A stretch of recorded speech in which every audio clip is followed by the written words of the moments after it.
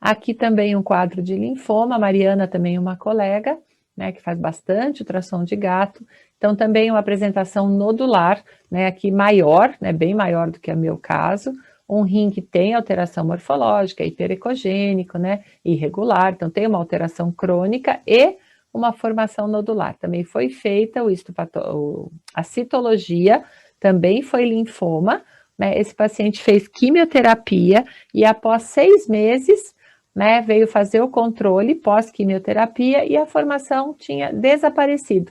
Continua com o rim alterado, né, por causa da nefropatia crônica, mas a formação sumiu, né? Então, o linfoma, ele responde bem à quimioterapia, né, ainda bem. Então, a gente vai falar de ureter, aí a gente faz uma breve paradinha.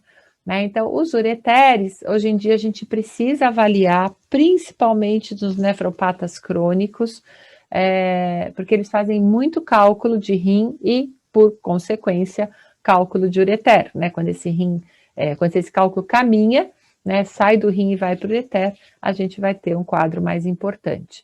Então, a gente precisa saber aonde nós vamos procurar esse ureter. Então, a gente vai ver na região do hilo, né, a saída do ureter, e eles seguem em direção à bexiga de uma maneira paralela aos grandes vasos. Então, a referência para a gente procurar os ureteres, tanto do lado esquerdo como do lado direito, são os grandes vasos. Né? A gente vai achar os grandes vasos no eixo longitudinal e a gente vai fazendo o movimento do pincel, acompanhando os grandes vasos até chegar lá na bexiga. Hoje em dia, com os aparelhos que a gente tem, né, aqui um caso da Mariana também, a gente consegue ver o ureter normal, né, geralmente ele tem 1 milímetro, né, 0,12, 0,13 às vezes, né, mas ao redor de 1 milímetro. Então, essa parede é mais hiperecogênica e o lúmen aqui, né, não tem urina, né, ele está hipoecogênico, então é só a paredinha do ureter que a gente está vendo, né, então a gente mede o diâmetro desse ureter. Aqui um caso meu, né, então rim para cá, e aqui a gente vê, ó, de novo, as paredinhas hiperecogênicas do ureter, esse aqui mediu 0,13, né, um pouquinho maior do que 1 milímetro, mas praticamente 1 milímetro, e a gente precisa avaliar, porque ela tem cálculo no rim, né, então a gente precisa acompanhar esse ureter para ver se não tem um cálculo também no trajeto. E às vezes o cálculo é pequenininho e eu não tenho uma dilatação importante, né, então a gente precisa acostumar a tentar pelo menos seguir o ureter.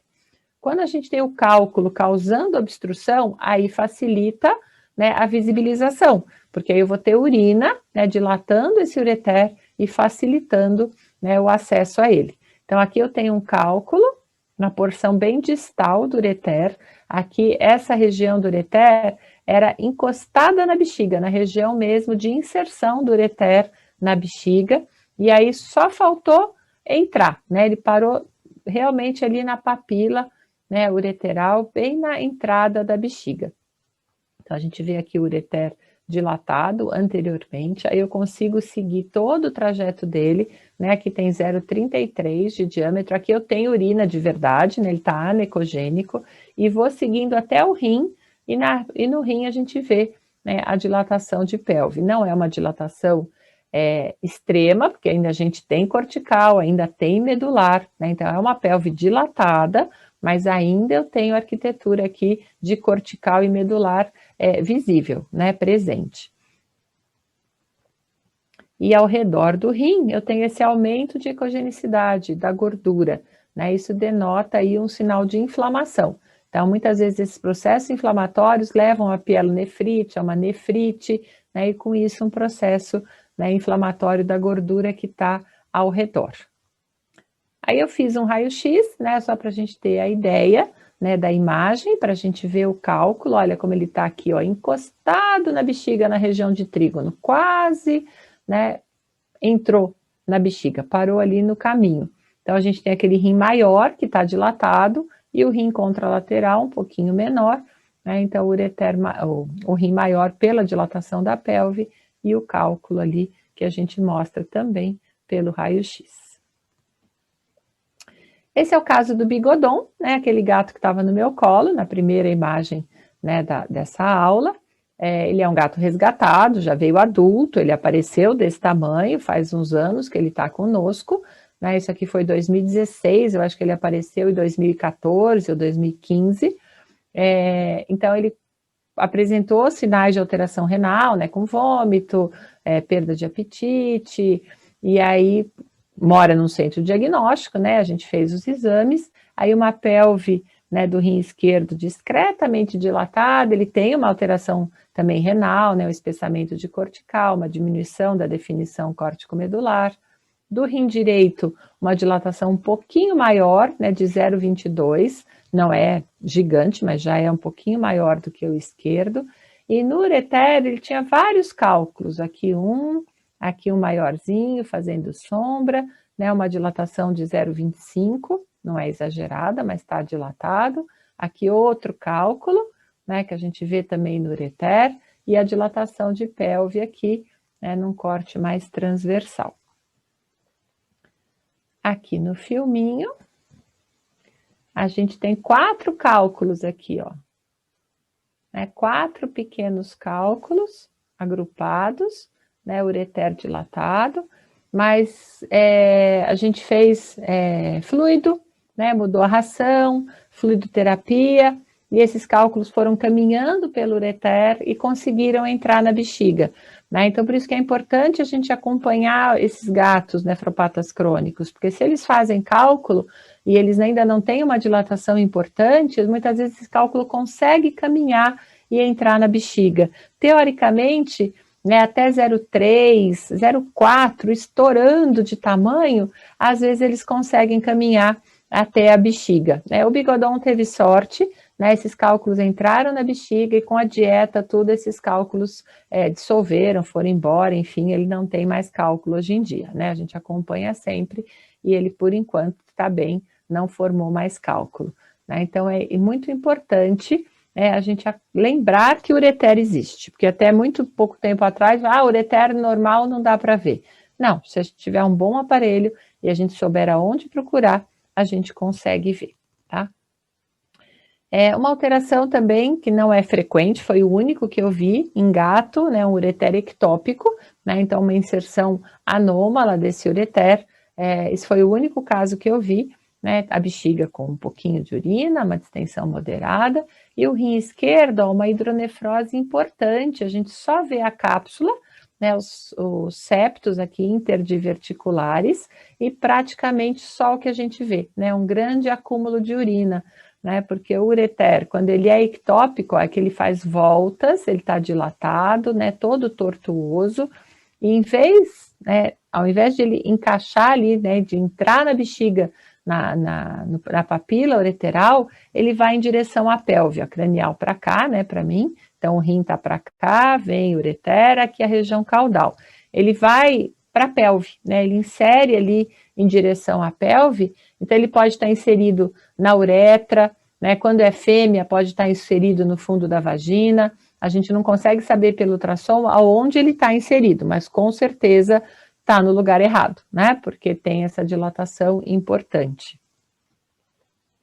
O rim direito não tinha dilatação de pelve, né? Nesse dia do ultrassom foi feito a função renal, a ureia estava 65, a creatinina 2, né? Então um pouquinho aumentado. Em julho ele voltou para fazer exame de sangue só, não fizemos mais ultrassom e estava ainda um pouquinho aumentado, né? Os índices.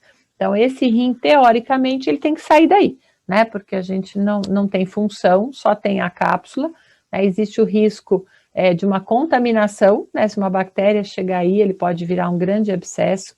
Então, o ideal seria a remoção cirúrgica, né, desse rim que tem a hidronefrose. E aí, então, a gente encerra, né, essa primeira parte. Vou descompartilhar aqui a tela. Aí, se vocês tiverem alguma pergunta relacionada a rim e a ureter, aproveitem para fazer.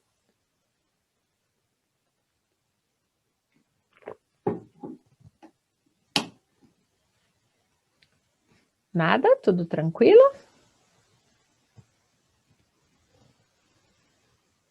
Então, vamos voltar.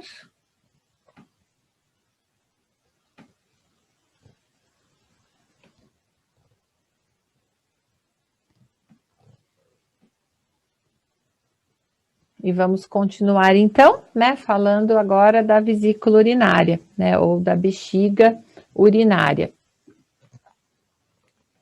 Nos gatinhos, né, a gente vai avaliar, né, a parede, né, como qualquer paciente, a forma, né, se ela tem o formato piriforme, a parede, se tem uma espessura normal, né, nos gatinhos a gente considera normal de 0,13 a 0,17, né, então arredondando aí até 0,2 a gente considera normal a espessura dessa parede, e geralmente a gente consegue ver a parede e mensurar a parede quando ela não está extremamente distendida. Porque quando eu tenho uma distensão importante, muitas vezes essa parede é tão fininha que eu não consigo nem medir, né? O importante é avaliar o conteúdo, né? A urina tem que ser anecogênica, homogênea. A gente já vê que tem algumas situações que isso pode mudar um pouquinho, mas normalmente a gente tem uma bexiga que deve ser anecogênica homogênea. O que a gente pode fazer? Balotar, né, ou mudar esse paciente de decúbito, né, para que a gente tenha uma movimentação dessa bexiga, dessa urina. Se eu tiver pouquinho sedimento, o movimento é importante, né, porque aí a gente consegue saber se tem ou não sedimento nessa bexiga. Então, ó, se eu tiver uma bexiga mais distendida, né, com uma repressão maior, a gente praticamente não vê a parede, o que tá bom também, né? O importante é que a gente não tenha um espessamento importante. Então, fina, eu posso simplesmente colocar no laudo que essa parede está fina e regular, né? Está regular, né? Não vejo nada errado com ela. Então, se eu tiver uma bexiga muito, muito cheia, eu posso não ver a parede. Se ela tiver menos distendida, né, uma bexiga mais vazia, aí a gente pode mensurar a parede e aí ela vai medir até 0,2. Os quadros, né, de cistite, né, muitas vezes as disúrias, as polaquiúrias, a gente vai suspeitar então de uma inflamação ou de uma infecção do trato urinário inferior. Né? Pelo ultrassom eu não consigo fazer essa diferenciação, eu não consigo saber se ali tem bactéria, né? Quem vai dizer isso para a gente é o exame de urina. O que a gente sabe? Que nos gatos, né, a infecção bacteriana primária, ela é rara. Por quê? Porque a urina do gato, ela é altamente concentrada, né? Ela concentra até mais de um 0,50, muitas vezes um 0,60, né? Então, uma alta concentração. E rica em ureia também, né? O que a gente sempre ouve em palestra de gato é que eles são carnívoros puros, né? Então eles eles eliminam bastante ureia, né, através da urina.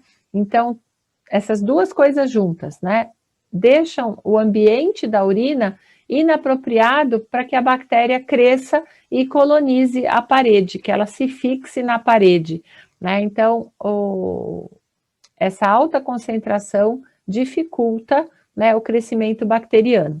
E, em contrapartida, essa alta concentração, principalmente em gatos não castrados, né, a gente pode ter, às vezes, algumas partículas em suspensão, né, e não necessariamente relacionada a um quadro urinário.